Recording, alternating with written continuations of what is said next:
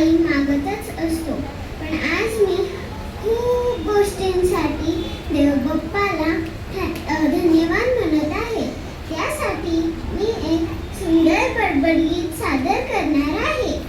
देव बाप्पा सुखी ठेव मला, छोट्या छोट्या हातांचा नमस्कार तुला. तुझ्यामुळे हे जग मी पाहते डोळ्यांनी, छान छान गाणी मी ऐकते कानांनी. गोड गोड गप्पा कशा जमतात बघ मला, छोट्या छोट्या हातांचा नमस्कार तुला. घरात माझ्या तुरू तुरू चालते पायांनी, छोटी मोठी खेळणी माझी धरते हातांनी.